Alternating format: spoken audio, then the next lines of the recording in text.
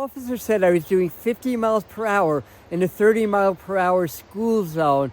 And man, was he rude when he pulled me over, and wrong, so I challenged it.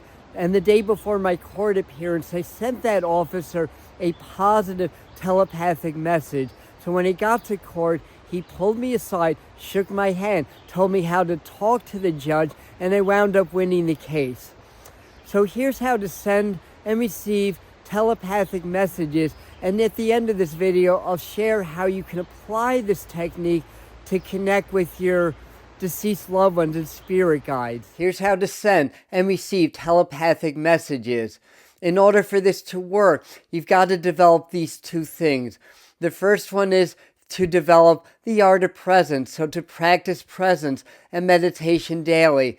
The more present you are, the more you are in a meditative state, the more easily it's going to be for you to send and receive telepathic messages.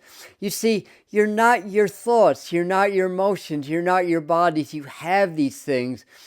But if you're non-present, you're too in your own personal thoughts, your personal story, your personal feelings, and nothing's going to get through. And conversely, you're not going to be able to clearly and cleanly send information.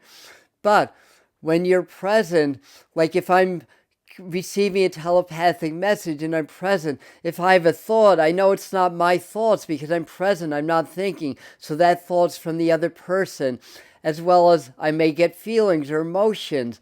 But if I'm present and I'm not in my own emotions, then what I'm receiving is from the other person. Same thing in the body. And yes, you can receive telepathic messages through your body or engage your body to send them. So that's the first thing. The second thing to know is that telepathy is not of the brain, it's of the heart. The brain's just the transmitter and receiver of that information, but the heart is the power. That's the generator. So the thing to do is that once you activate, you're able to activate your heart, then you activate the brain also. There's a practice called heart-brain coherence that I highly recommend. If you do that, it'll be your telepathy to be able to receive and to send information will be that much stronger. So we'll leave the video up here.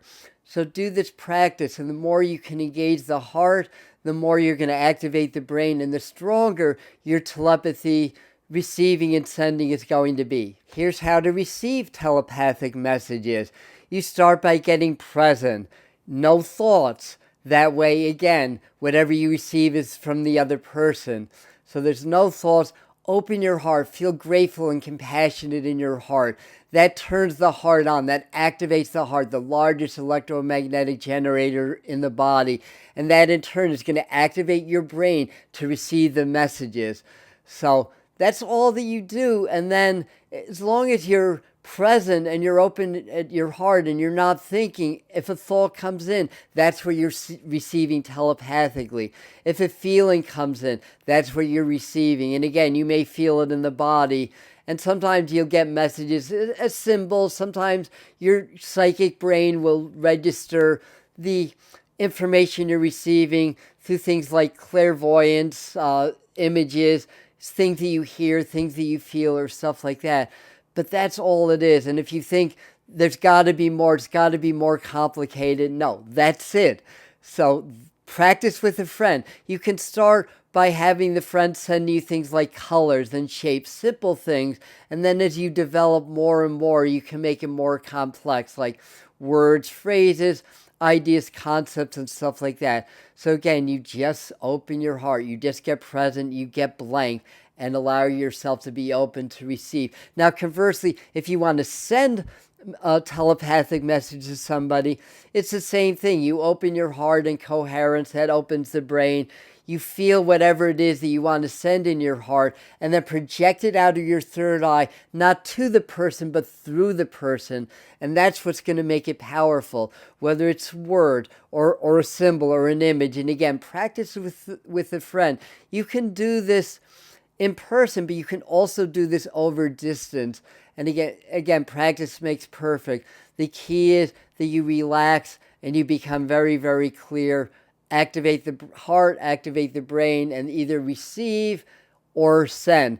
Now, you can also practice this or do this to connect telepathically with your loved ones on the other side, as well as your spirit guides. And well, before I get into this, if you're enjoying this content, please like, comment, and share to help us get it out to more people. And if you'd like to see more of our videos show up on your homepage, subscribe to the Medium channel. So basically, it's really the same thing. That you connect, feel your loved one, and open your heart and your mind and trust what you get if you're receiving information telepathically from them. And then open your heart and beam through your third eye, feel it in your body, and send. And if you want to develop a technique to utilize this information to communicate telepathically with your loved ones, check out this video over here. That's the next part to this video. And that's what we have for you today. So practice makes perfect. Let me know in the comments how you're doing, and we'll see you in the next video. Namaste.